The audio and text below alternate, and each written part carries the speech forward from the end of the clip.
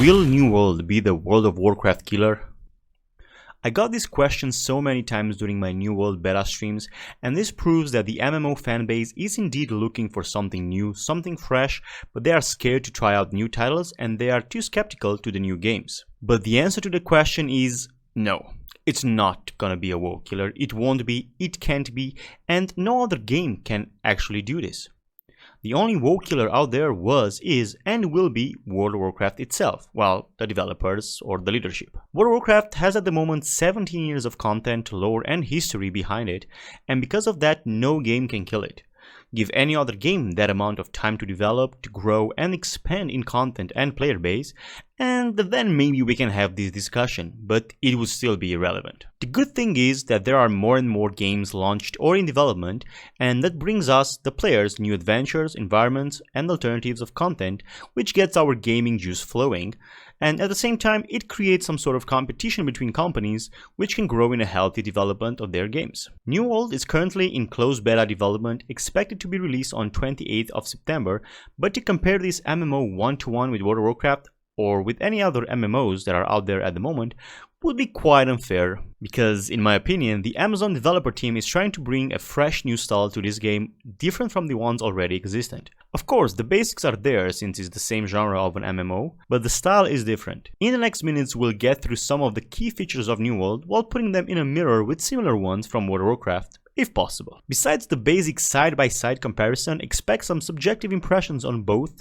and on that note I must say that New World looks and feels fantastic from the graphic point of view. It has to though, it's a 2021 game, but the way the graphics of this game blend in with the music, sound effects and the mechanics of the environment, it just makes up for a truly immersive experience, whether you are just traveling around the zones, gathering materials and crafting items, or fighting various mobs. If you are a sucker for good graphics like I am, then this game will definitely feel amazing to you. If we are to look at its competition, World of Warcraft does look good, and with each expansion there are improvements made to the graphic aspect of it. From skills animations to shiny armors, the devs are bringing more and more better looking elements to the game, but it will still have the old classic MMO vibe since the engine on which it's running is not changed drastically to be in line with the new titles. This can be a good thing though for a handful of players which can run the game on low-end PCs. Diving head forward into these games, you will find out that World of Warcraft provides a bigger variety of character customization options in terms of multiple races, but still all of them having defined presets of styles, while New World having just one human race but providing a more detailed customization into your character features.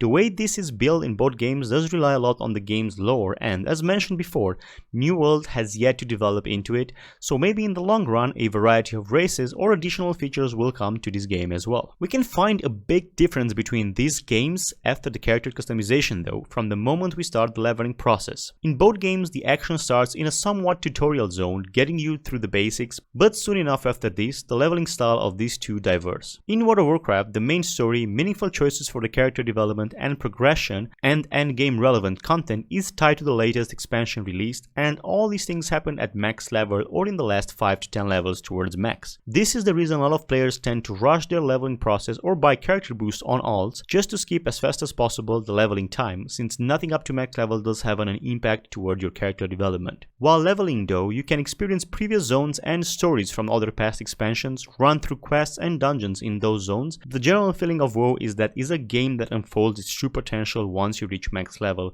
a thing that can be done fairly fast. On the counter side, New World introduces you with the main story and conflict elements even from the tutorial moments, delivering you towards your first city from where your proper leveling and character development starts. Alongside the road, the main quest unfolds at different level thresholds, combined with a big variety of side quests and faction PvP missions and tasks, which do have an impact towards the zone in which you are leveling and also for the faction you side with. The progression is fairly linear, but there are multiple low-level zones in which you can progress, and following the main story will deliver you towards new areas. While leveling, you can either do quests, grind mobs, do faction PvP missions, gather materials and craft various profession items, or join expeditions, with all of this providing a good amount of experience, but being really easy to combine all these roaming around in Eternum. Gathering and crafting itself does have a linear progression as well, improving your skill level towards better materials found in higher level zones, while in World of Warcraft the professions having a meaningful impact just at max level and being able to be picked at that point and progress through them at a much faster pace. In terms of endgame content, New World does have specific elements for it,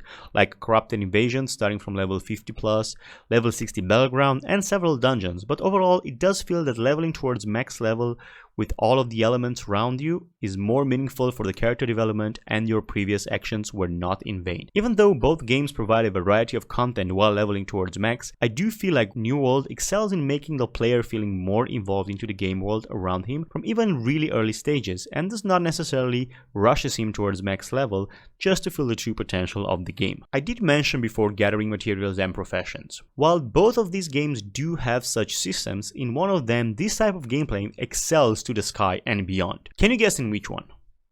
Yes, you are right. New World provides one of the most detailed and enhanced gathering and crafting system I've ever seen in any game. If we are to talk about gathering only, both games have this element in which you can gather tons of materials, from herbs to various ore types, meat and leather from animals, and much more, but New World excels because you can interact in game with vastly more elements. And on the plus side, cutting down a tree in this game or mining an ore vein provides such a big immersive pleasure that you can get lost into just the gathering process. The difference between these two games in this matter is that while gathering in New World will help you progress those skills and profession towards the later zones, in World of Warcraft, up until max level this is not too relevant, and even at that point not as much as some players might like it. You can pick up in World of Warcraft the profession or gathering you desire from the latest expansion and just progress through it from that point. To be noted that while in World of Warcraft you have two main professions and a few off-side ones like cooking or fishing, in New World you can take part in all of them without any restrictions. When it comes to endgame professions, World of Warcraft comes up with a very narrow variety of items which can be meaningful, such as potions, flasks, food, or at most 1-2 pieces of armor, enchants, or maybe jewel crafting. While in New World, all these elements can be found and crafted, but many more to it, from full armor sets and weapons with extraordinary perks to many more elements which always do come in handy. Now let's get to a hot topic which a lot of MMO players are looking for in their games. A really frequent question that I got while playing New World was, does this game have dungeons and raids? Well, while it does have, it also does not. And let me explain you how this works. The classic MMO players might be used with the general and main type of content of their game, which in most of the MMOs can be found in dungeons and raids or open world PvE bosses. Because World of Warcraft has such a big history in this genre, a lot of people tend to compare this type of content with the World of Warcraft version of it, since it's embedded so strong into the MMO culture. World of Warcraft dungeon system consists of a 5-man fighting in a phased instance, battling through mobs and bosses towards the end and common goal, glory and items. Usually this group consists of 1 tank, 1 healer, and 3 DPSers which fight alongside. A big part of World of Warcraft dungeon hype came around the Legion expansion when they introduced Mythic Plus, a system in which you were able to run the same dungeon endlessly on higher and higher difficulty if you were able to do it before the time. Now let's see if we find this equivalent of content or similar in New World. We do, in the form of expeditions. The classic MMO dungeon is called an expedition in New World, and it has pretty much the same fundamentals. A group of 3 to 5 players can wander around in a phased layer, fighting various mobs and bosses while performing their mechanics in the search of the same glory and loot. Sometimes you will be sent to some expeditions from the main quest or various side quests. Opposite to World of Warcraft, currently in New Worlds these dungeons act as a single type of difficulty scaling, which is the level. The mobs and bosses are scaled up to a certain level, making the dungeon harder or easier depending on what level or group you enter them with. You can farm each expedition endlessly though, but every time you want to start, one player needs to use an attunement orb, kinda like a key, to make it available for the group. These orbs can come from certain quests or they can be crafted. The raid environment is a key feature in World of Warcraft, being the main focus of the story development. It also provides a longer weekly farmable content with a multitude of bosses being fought by large groups of players, even up to 30. In the current format of New World, this type of classic layered raid encounters are not available, but there are similar activities which can resemble the raid vibe. All of this will happen in open world zones where multiple 5-man parties can fight together towards the common goal. New World provides special zones on the map where the mobs are tougher, and progressing through them will get you to the point of encountering elites and even bosses. So far, this is the closest type of content that comes near resembling the raid environment, but there is still more to be discovered in the upcoming development of New World, and maybe eventually we will get layered 5 plus 20 to 30 man raids. On top of all this, there are 2 more PvE features in New World which are worth to be mentioned. Periodically, there will appear all over the map corrupted breaches, small areas of corruption from which mobs will spawn in waves, concluding with a corrupted boss. Players can team up to fight and cleanse these corruption zones, gaining experience, gold, and items successfully doing so. The corruption will appear in other stage of the game also, which we will cover in the next chapter. As a final form of layered PvE, we have arenas. In general, when we hear arenas, we think of PvP content, but this time New World brings this to a PvE level. In the same way, 5-man parties can venture in these arenas to fight one single challenging boss without having to progress through layers of mobs or traps, making this content a fast way of gaining experience and loot while testing your might and power. If we are to look at the history development of New World, we can see that this game started as a heavy PvP game, but slowly and with a lot of fanbase feedback, the PvP and PvE got balanced, getting to this point in which there is plenty of content for both type of players. But talking about the PvP side, let's glance upon what are our options. When it comes to World of Warcraft, the most basic type of PvP and common option from the lore point of view is the world PvP, the faction ongoing war where players can flag themselves for PvP and can freely fight in open world wherever they find players of the opposite faction, even with the possibility of invading cities. We have a similar way of world PvPing in New World 2, with an ongoing war between 3 factions this time, being able to attack each other while outside main cities, and very often creating massive world PvP groups around the controlled forts. Speaking of forts, this is one of the main features of New World's PvP life, with also a PvE element. Companies, aka guilds, can gain control of an unoccupied fort for a certain gold fee, managing like this to control the area of that fort and the main city, being able to apply various taxes for everyone using the town's trade posts or crafting shops. Each member of the same company has to be of the same faction, and from this point the true faction war begins over controlling the forts and the cities allocated so. If, for example, a Marauder faction is controlling a fort, Syndicate or Covenant companies can raise their faction influence in that area by completing PvP quests, and at a certain point they can declare war over a fort. This war is scheduled for a certain day and time, being a 50 versus 50 type of battle, and up until that point faction players belonging to each faction can sign up on the war board, either to come in the aid of the defending company, either to be on the attack side. At the scheduled time, the war begins, consisting in a 30 minutes layered fight where the attacking team has to conquer certain strategic points in order to advance inside the fort, and if they do so, they need to hold the middle flag for a specific amount of time in order to win the war, conquer the fort, and gain the new control over that zone. The defending team has to hold their ground and repel the enemy forces by all means, and if they succeed that in the allocated time, they keep their control up until another war declaration. While this war is pure PvP, there is another feature present when it comes to defending the fort. Periodically, this will be attacked by the corrupted forces in the same scheduled manner, making this event a PvE one, in which the controlling company alongside other players can team up defending it, gaining experience and items if they succeed to do so, but if not, having to deal with fort buildings and constructions damaging up to a total demolish. A form of PvP present in both games are battlegrounds. Currently, World of Warcraft has a multitude of different battleground maps in different styles, as capture the flag or control the points. In this style, we have